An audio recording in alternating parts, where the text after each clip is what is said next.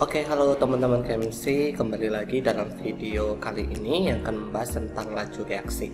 Nah, dalam video sebelumnya kita sudah membahas tentang modalitas atau konsentrasi nih kawan-kawan. Nah, saat ini kita akan mulai masuk ke laju reaksi itu sendiri ya. Jadi untuk video kali ini kita akan berfokus tentang bagaimana cara memahami konsep laju reaksi. Jadi kita berbicara tentang konsepnya dulu nih, laju reaksi ya teman-teman ya. Jadi diskusi ini kita akan mendiskusikan tentang gambaran umum laju reaksi, kemudian nanti ada beberapa latihan soal atau contoh soal yang bisa memberikan gambaran kepada kalian bagaimana sih gambaran umum laju reaksi itu sendiri. Nah, kalau kita membicarakan tentang laju reaksi itu sebenarnya sangat dekat sekali dengan kita di dalam kehidupan sehari-hari ya teman-teman ya. Misalkan ketika kamu mempunyai makanan itu ya, kalau kamu punya makanan, ada makanan yang sangat mudah sekali rusak, ada juga makanan yang sangat masih lama masih bisa bertahan, masih bisa nggak rusak-rusak gitu ya. Lalu terkadang kita meletakkan atau memasukkan makanan itu ke dalam kulkas untuk mencegah supaya pembusukan atau laju kecepatan makanan itu rusak atau enggaknya itu bisa diperlambat gitu ya teman-teman ya. Jadi kita masukkan ke kulkas dengan suhu dingin supaya apa? Supaya laju perusakan makanannya itu atau pembusukan makanan itu menjadi berkurang. Nah, sebenarnya di dalam kehidupan itulah muncul konsep laju reaksi teman-teman. Ketika suatu makanan bisa cepat membusuk, cepat rusak atau enggak, nah itu adalah konsep laju reaksi sebenarnya yang berlangsung ya. Jadi seperti misalkan kita di dalam kehidupan sehari-hari kita bisa menemukan beberapa reaksi yang sangat cepat banget gitu. Misalkan kayak ledakan bom gitu ya, atau letupan dari kembang api. Kemudian kalau ada juga misalkan kita memanggang kue, tapi ada juga yang sangat lama sekali, misalnya pekaratan besi itu kan berlangsung cukup lama ya. Kalau untuk yang bom atau yang kembang api itu kan cepat banget. Kemudian kalau untuk yang modal-modal memanggang kue itu kan sedang gitu ya, jadi bisa dikatakan kategorikan ada yang cepat banget, ada yang sedang, ada juga yang sangat lambat sekali. Nah, kalau kita urutkan kecepatannya ya seperti tadi ya teman-teman ya, jadi ada suatu reaksi yang cepat banget, ada juga yang enggak gitu ya. Nah, jadi di dalam reaksi kimia itu juga berlangsung seperti itu teman-teman. Ada reaksi yang sangat cepat banget, tapi ada juga reaksi yang enggak gitu ya, ada yang berlangsung sangat lama. Nah, maka oleh karena itu muncullah konsep yang namanya laju reaksi, di mana laju reaksi itu didefinisikan sebagai perubahan konsentrasi reaktan atau produk per satuan waktu. Jadi perubahan konsentrasi reaktan atau produk per satuan waktu ya. Jadi itu adalah disebut dengan laju reaksi gitu ya teman-teman ya.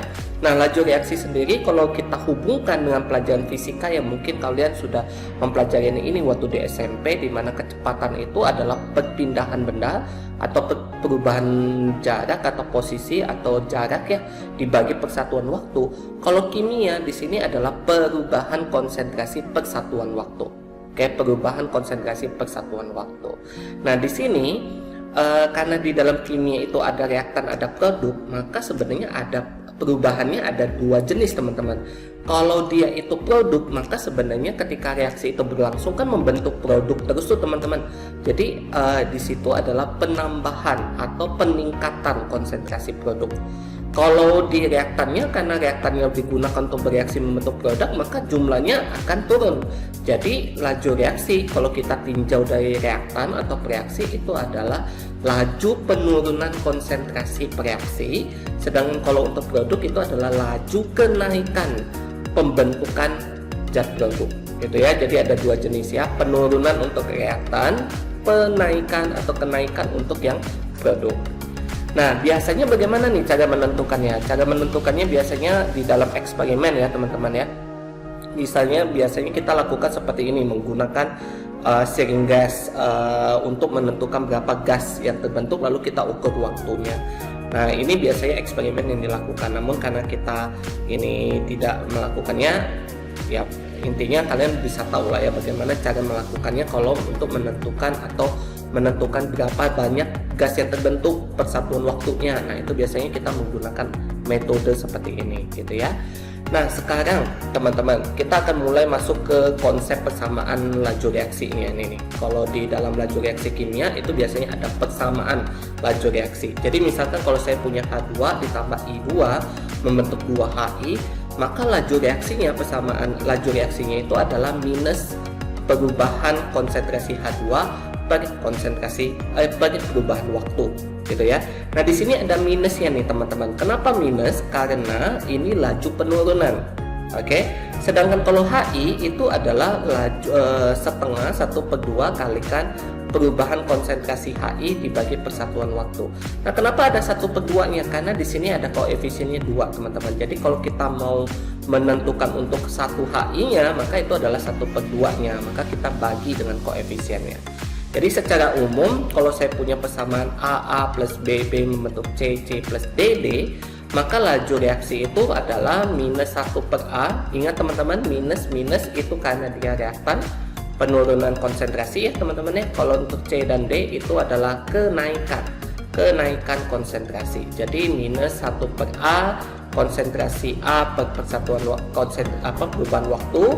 Yang ini juga 1/B perubahan konsentrasi B per persatuan waktu, perubahan waktu. Ini 1/C perubahan konsentrasi C per satuan waktu. Ini adalah 1/D perubahan konsentrasi D per satuan waktu. Oke, jadi seperti itu ya teman-teman ya. Semoga bisa dipahami. Nah, coba ya, kita coba nih. Diberikan reaksi A tambah 2B membentuk 2C tambah D. Hubungan yang benar berdasarkan reaksi di atas adalah, maka sebenarnya hubungan yang benar itu adalah 1/1 berarti 1 ya, dA atau kecepatan A per satuan waktu. Ini 1/2 VB, oke, 1/2 VC, yang ini 1/1 atau VD ya, sama ya. Nah, sekarang VA dengan VB sama nggak? Beda ya teman-teman ya, karena koefisiennya aja udah beda ya. Kemudian yang D, VB itu setengah VD, VB setengah VD, berarti 1/2 VB sama dengan VD kan? Maka ini salah ya teman-teman ya. Harusnya di sini VB itu adalah 2 VD gitu ya, 2 ya, karena di sini kalau kita buat persamaannya, maka kan hubungannya itu adalah 1/2 VB itu sama dengan VD. Maka kalau VB itu sama dengan 2 VD gitu ya. Jadi ini salah. Yang C, VA setengah VD, betul nggak? VA sama dengan setengah VD. Salah ya, karena koefisiennya sama-sama 1 harusnya sama dengan. Oke. Kemudian yang D, VB sama dengan 2 VA, betul nggak? Ini teman-teman, coba yuk. VB 1/2 VB itu sama dengan VA. Jadi VB itu adalah 2 VA. Berarti benar ya teman-teman ya, jawabannya itu adalah D. Oke. Kalau yang E coba kita cek yuk. Yang C berarti 1/2 VB itu sama dengan 1/2 VC, maka harusnya sama ya. Jadi jawabannya itu adalah domba. Oke. Nah, satu soal lagi, diberikan reaksi A tambah 3B membentuk 2C tambah 2D. Konsentrasi A berubah dari 0,1 menjadi 0,015 molar. Jika reaksi terjadi selama 10 detik, tentukan laju penurunan A. Nah, untuk menentukan laju penurunan A, berarti kan kita cari VA nih teman-teman. VA itu adalah delta konsentrasi A per delta T, gitu ya. Delta T waktunya ya teman-teman ya. Nah, perubahan konsentrasinya berapa nih? Berarti 0,085 ya teman-teman ya.